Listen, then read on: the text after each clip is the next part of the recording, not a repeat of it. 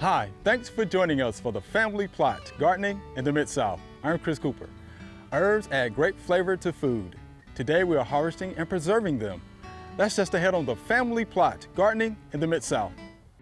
Production funding for the Family Plot, Gardening in the Mid-South is provided by the WKNO Production Fund, the WKNO Endowment Fund, and by viewers like you.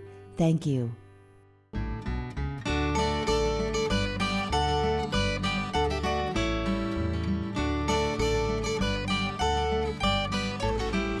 Welcome to the Family Plot. I'm Chris Cooper. Joining me today is Dr. Lelia Kelly. Dr. Kelly is a retired horticulture professor at Mississippi State University. Always good to see you, Dr. Kelly. Yeah, always good to see you, Yeah, Chris. this is going to be fun. It's going to be fun. So you're going to teach us how to harvest certain herbs. That's right, that's right. Well, this is the time of year when your herbs are definitely ready to harvest. Of course, you can harvest them all through the summer, some of them, but now we're going to sort of wind it up. Let's wind it up. Show how the different types of herbs we're going to use that are good for cooking, and then we're going to also show the different techniques for preservation. Okay, and I think we're going to start with basil. Yeah. All right. Sounds good. Let's do it.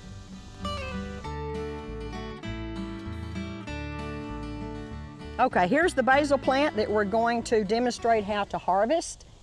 This is midsummer, late summer, so we're not going to take the whole plant, but because basil is an annual, at the end of the growing season, you do need to take the whole plant, or you can, and hang it up in a dark, kind of hot place to dry. But right now, we're just going to come down here and cut it a little bit above where it's got some growth that can come on back out.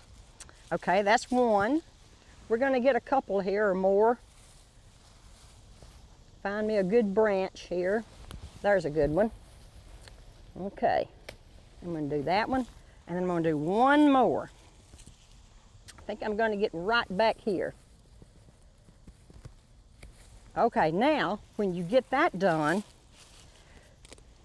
you can pull these leaves off if you want to and put those like on a piece of newspaper or something to dry them individually, but this is the best way for me to do it. And then I have me a rubber band to go around the end of the stems. And rubber bands are excellent for this because as the stems dry, they kind of contract, so you don't want them all falling down in your attic or wherever you have it drying. So when you get this done, then you're ready to put it in a dark, hot, dry place in the attic, hanging on a nail from a rafter or something like that.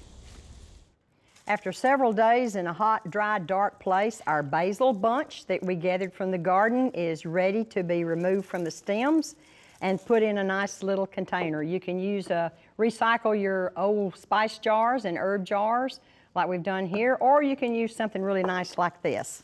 So what we do is we pull off a stem, and you might want to do this outside or on a porch because these things you're gonna make a mess.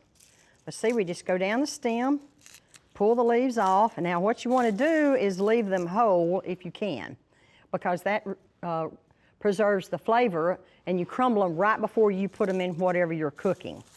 So we're going to just strip these off, get most of it anyway. See, I told you we're going to make a mess, but boy, you're going to smell good. Boy, we have a nice little group of dried basil here. Oh, look at that. We could put some in this one too, because I think we're going to fill this little jar up.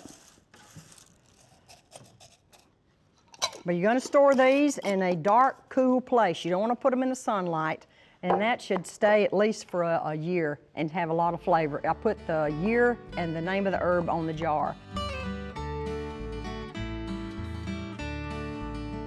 We have a really nice thyme plant here that I'm fixing to demonstrate how to harvest, and it's really, really compact and really nice. And it doesn't hurt to trim back quite a bit at this time of year, but what I want to do is come in here and cut a little handful. And because thyme has such tiny, tiny little aggravating leaves, the way I do it, you can put it off on newspaper and dry the branches individually like that, but it's really hard to pull all these leaves off and dry them individually. It's a lot easier to get them dry and then crunch them off. So what we're going to do is just get like a little bundle of this, and then we're going to get a rubber band and put around the stems. Rubber bands are excellent for this, better than string or rope or something, because as the herbs dry, these stems are going to contract, and the rubber band will contract with them, and you won't have them falling down. So now you're ready to put this in a dark, hot, dry place so that it can dry in your attic or in a dark room or something like that, or closet. And then in a few weeks or less, depending on how hot your room is, you'll be ready to go to the next step. Our thyme is good and dry now, so it's time to do something with the thyme. And we have had it up on a little rubber band, holding it like in a little bundle, up in a hot, dry place. So now we're ready to remove these tiny little leaves as best we can, which is a lot easier when this stuff is dry than trying to do it when it's fresh. Oh yeah, see, that's working really good. You get all these tiny little leaves and they're really, really aromatic. Try to keep them, whole best you can, which they look like they're coming off pretty good. And one thing you can do that I like to do with my herb, my little branches, when I get them all off, I put them in like if we're outside with a fire late in the fall, throw the little branches on your little fire, and it really smells good. So keep all of your old herb branches once you've taken all the leaves off. So try to keep them whole, like I say, and then when you get ready to use them in your cooking, you can crunch them up real fine then. And it'll keep their flavor better if you can do that. So all right, we have got quite a little bit here. Nice little jar you can put them in. You can recycle your herb or spice jars or little fruit jars or little jelly jars. But just make sure it's got a tight fitting lid and store it in a kind of cool and dark place, away from heat and away from light.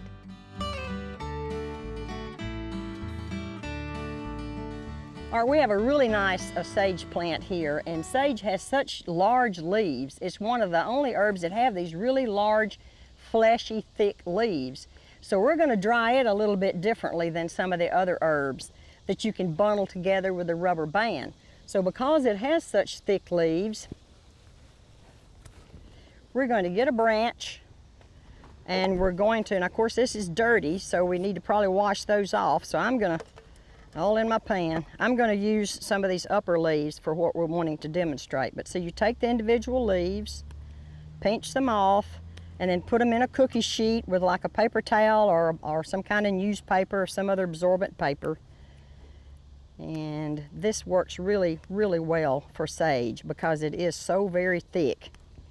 So then you can put your tray in a hot, dark room or closet or up in the attic or somewhere, and then you need a bigger cookie tray probably than this one. But this works really well for sage.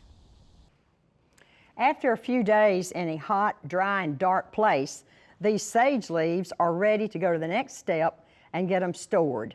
Now, I brought some of sage leaves that I had from last year, and they're still very pungent. And the trick is that you don't crumble the leaves. You keep them whole. And I'm going to pinch these stems off because they just take up space that's to be used for the leaves. So I just put them in a little jar, a little decorative jar of some sort, and then I usually label them with the name of the herb and the year, so that I know after a while, I need to start eating them up pretty quick, because I would say a year for most of these herbs. Some of them last longer. Sage will keep its flavor for a long, long time. So, there we go, nice little jar. Keep it airtight, put it in a place out of the sun, and preferably cool and dark.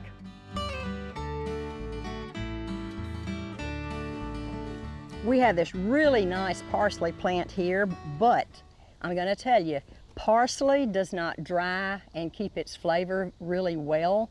So the way that we're going to preserve this is freezing. Cilantro is another herb that's better frozen than dried, so it keeps its flavor better. And chives is that way as well. So we're going to cut a few leaves, and then we're going to freeze them.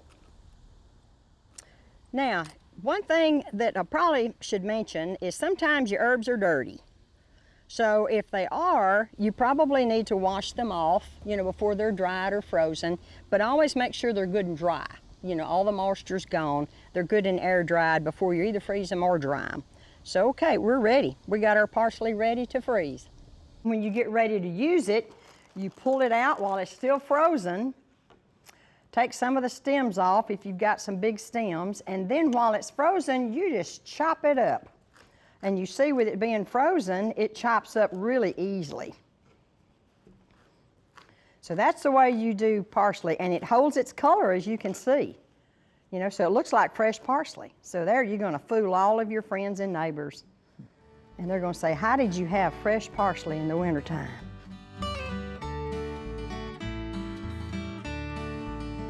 We have a really nice rosemary plant here, and I'm going to harvest some of this to dry, but actually rosemary is one of the few herbs that stays evergreen year-round. So you can harvest fresh rosemary any time of year. But if you don't want to have to run out to the garden in the snow or the cold, you can dry this. And the way we're going to do it is we're just going to cut a few sprigs. And then we're going to bundle them together like this and get a rubber band. Rubber bands are good because they contract as the stems contract when they dry. Otherwise, you're going to have little fallen branches all over everywhere. And then you're going to hang this up in an attic or dark closet. The trick is to do it in a hot, dry place. And then it will, in a few weeks or less, it will be ready to go to the next step. Because rosemary is such an aromatic herb, it holds its flavor really well when it's dried. So we have some big stems here, and we're going to do them opposite the way they're on the stem. See how they'll come off real easy that way? Keep them whole as much as you can. Of course, it's like, you know, you're going to crumble them up really good before you put them in whatever you're cooking, because if you don't, it's going to feel like you got a mouthful of pine needles, because they're really, really coarse and tough. So you want to chop them up really good.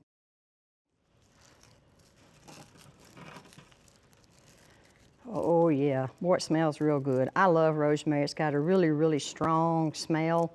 It's good in bread. It's good to put it on tenderloin when you bake it, or make some dipping oil, flavored oil, all kind of wonderful things you can do with rosemary. It's a great bee plant. So here we go. We've got quite a bit.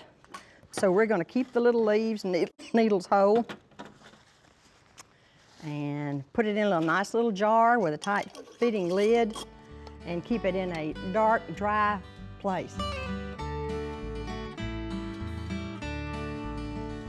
Here we have two types of oregano. The one on my right is not flowering, it's more prostrate and easily harvested in this type of situation, but this one on my left is already blooming. And so you're thinking, well, can I harvest that? Well, yeah, you definitely can. You know, it's a little bit challenging because you probably don't want dried flowers in your dried leaves when you get to that point. So what I'm going to do is I'm going to cut some of these off, and then I'm going to cut the flowers off so you won't have to deal with that later when they're dry. Oregano's a great plant. It smells so good. It's good in pizza and all kind of wonderful dishes. Okay, here we go. Ooh, it smells good. Well, we got these, and you see I've got a bunch. Well, actually, if I cut all the flowers off, I'm not going to have any foliage. So maybe I need to get a few more here.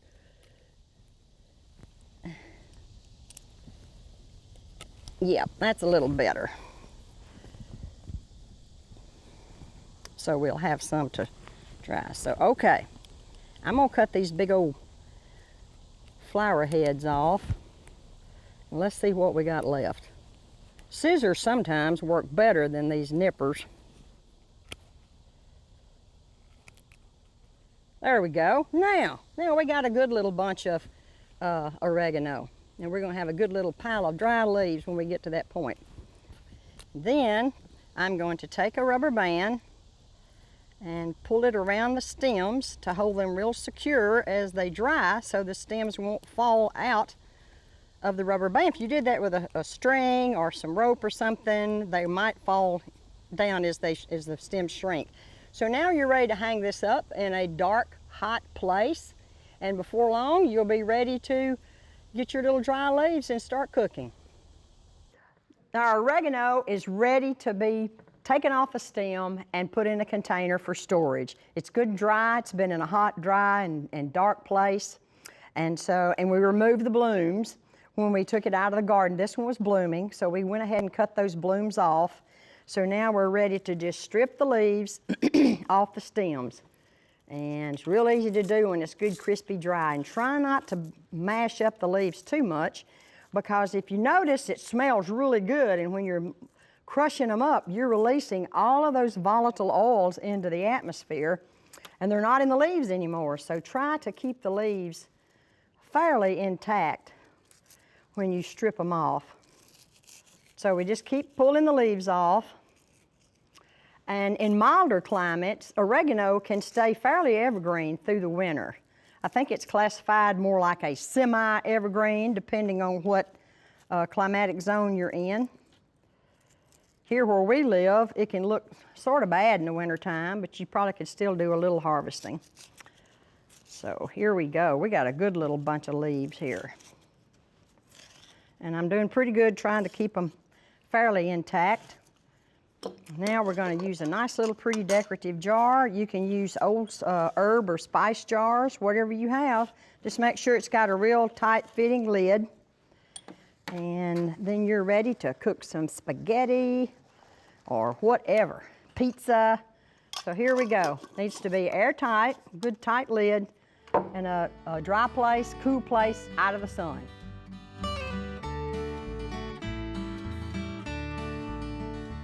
All right, Doc, so you showed us different ways to harvest and dry your herbs. So now let's talk about using it dehydrated to do that. Yeah, we didn't talk about that, did we? Okay. We talked about just tying them up in bundles or putting them in trays on paper towels or something. But if you have a dehydrator, it is a great way to dry small batches of herbs. Okay. And it comes in, this one I have, it's got several trays. You know, it's got like 2, 4, 5 trays. The heating element's down here, so you have to swap the trays out as the day goes on. But it's a great way to dry things real quickly, you know, inside, and you don't have to worry about getting up in the attic or anything like that. Small batches is good. Small batches, okay. Yeah. All right. And of course you can always use fresh herbs, always, you know, during the growing season. So, you know, you can just bundle them up like this, and there's ways to keep them fresh inside, and you can put them. What I do is I go out and I'll gather, you know, some herbs that I think I'm going to be using for cooking in the next week, and I'll put them in a little, like a vase, you know, like make a bouquet. Right. And then I just keep them on my kitchen counter, and they'll stay fresh pretty much all week. And then that way you've got them right there real handy, you know, when you're cooking, and fresh. So you don't have to go back to the back garden to get them, you know, walk all that far. And there's other ways, you know, to preserve them. You can put them in oil, you know, and they need to be dry if you do that. You don't want to put green herbs in oil. Okay. So what kind of oil are we talking about? Well, whatever you want. Okay. Canola, olive, you know, whatever kind of oil you cook with is what I just use canola. Okay. You know, I like olive oil too, but, you know, but again, don't put them in there fresh, because you may be some bacteria and other things. Okay. Or you can do herbal vinegars. You know, and they can be fresh in herbal vinegar because it's so acidic, it's going to kill whatever's in there. So there's no problem with that. Okay. Now, how much oil are we talking about? How much of the vinegar are we talking about? Just small amount, or? That's a whole other subject. Okay, whole other subject. Okay. It depends on the herb. It depends on what you're going to use it for. So I like to just experiment. Okay. And that's what I'd recommend to cooks, is just try things and experiment, because herbs are a lot of fun. Okay. A lot of different textures and a lot of different flavors. So you could do it that way. Let's say you can do the oil and the vinegar. Freeze them. You know, you can freeze some of the herbs, and mostly people dry them. And when you use them fresh, if you're like me, I tend to cut my fingers. So I just chopped the end of my thumb off about 3 weeks ago. But I found this little dude, and it's called an herb mill. And I like it because you can do it left-handed. This little gizmo will swap when you pop it open. Cool. So it's left or right-handed. Right. So that works good for me. So I like it for the bigger kind of leaves. The smaller leaves kind of want to just fall through. So you have to be careful chopping those fresh ones up with your knife, because you will cut your fingers off.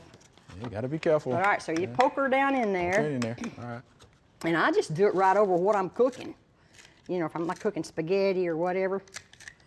I think I got too many. Working in there? Oh, I know, I got too much in there. I think I choked it up. It's coming out a little bit. Oh yeah, here we go. There it goes. Yeah, there we go. That shreds it up. And then you're not going to cut your fingers. There we go. Right, there it is. Yeah, and you go backwards and then forwards again. See that? Yeah, that worked pretty good when you went Yeah, backwards. yeah, so I like this little thing. Okay. And you could order it online probably, you know, or what's called an herb mill. And I'm sure there's other kinds out there that you could use, so. And you do this right over the food? I do, yeah. I think that's good.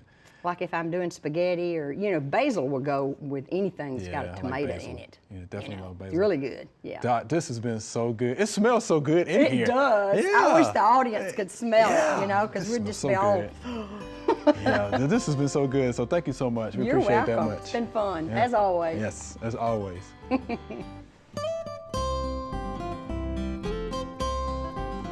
I'm on a deadhead, this little floribunda bush, got spent bloom on the top. Mother Nature will kind of tell you where to deadhead or prune. Here there's a black spot and it's died, so there's not a lot of growth in this area. But right under it there's a leaf that's got a little red beginning of another bloom and another cane. And so I'm going to prune about 1/4 of an inch above that. And then once this blooms, that new cane's going to go the same way the leaf's pointing, and it's going to go outside of the bush. When these finish out, I would typically take that whole cluster off, and here again, there's a little spot under this leaf that's trying to start, and I'd cut 1/4 inch above that.